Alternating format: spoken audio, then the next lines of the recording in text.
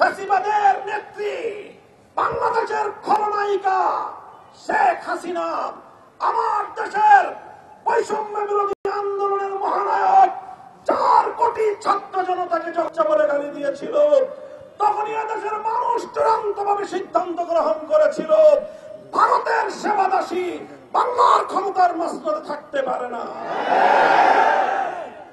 আজ 24-এর গণঅভ্যুত্থান পরবর্তী বাংলাদেশে আমরা পরিষ্কার ভাষায় বলতে চাই, 71কে যেভাবে 72-এর চেতনা দিয়ে বিক্রি করা হয়েছিল, 71-এর চেতনার পরিবর্তে যেভাবে 72-এর চেতনা দাঁড় করানো হয়েছিল, এভাবে 2024 সালের এদেশের তাওহীদি জনতা, ইসলামী জনতার বিপুল অংশগ্রহণের মধ্য দিয়ে সম্পাদিত গণবিপ্লব, গণঅভ্যুত্থান, ফ্যাসিবাদ বিরোধী এই বিজয়কে ছিনতাই করতে আসলে রাজপথে মোকাবেলা করা হবে।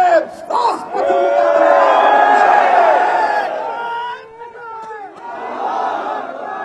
সংগ্রামী সাথী ও বন্ধুগণ, আজ আমাদের কাছে প্রশ্ন, আজ বাংলাদেশের মানুষ জানতে চায় আগামীর বাংলাদেশ বাকশালী 72-এর ব্যবস্থাপনায় চলবে না 24-এর গণঅভ্যুত্থানের বৈষম্য বিরোধী ধারায় বাংলাদেশ পরিচালিত হবে।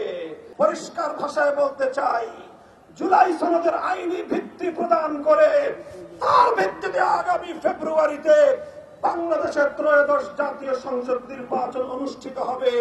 বিকল্প কোন চিন্তার সুযোগ বাংলার মাটিতে নাই। এজন্য আমাদের স্পষ্ট দাবি, রাষ্ট্রপতির আদেশের মাধ্যমে প্রাথমিক জুলাই সনদের আইনি ভিত্তির প্রাথমিক মর্যাদা প্রদান করতে হবে। এরপরে আগামী জাতীয় নির্বাচনের উল্লেখযোগ্য পূর্ব সময়ে একটা যৌক্তিক সময় হাতে রেখে গণভোটের মাধ্যমে জুলাই সনদকে গণভিত্তি এবং রাষ্ট্রীয় আইনি ভিত্তি প্রদান করতে হবে। সেই জুলাই সনদের ভিত্তিতেই 13শ জাতীয় সংসদ নির্বাচন অনুষ্ঠিত হতে হবে। গোটা আওয়ামী লীগ, শেখ হাসিনা থেকে ইউনিয়ন এবং ওয়ার্ড লেভেল পর্যায় পর্যন্ত আওয়ামী লীগ, যুবলীগ, ছাত্রলীগের প্রতিটি নেতা কর্মী এই খুন এবং গুণের সঙ্গে প্রত্যক্ষভাবে জড়িত ছিল। বিচার করতে হবে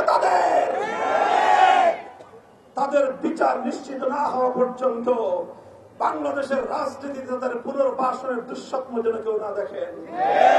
সংগ্রামী সাথী ও বন্ধুগণ, বাংলাদেশ খেলাফত মজলিস ঘোষিত 5 দফা দাবি আদায়ের জন্য আজকের এই গণমিছিল থেকে আগামী 12ই অক্টোবর গোটা বাংলাদেশের প্রতিটি জেলায় জেলায় প্রধান উপদেষ্টা বরাবর স্মারকলিপি প্রদানের কর্মসূচি ঘোষণা করছি।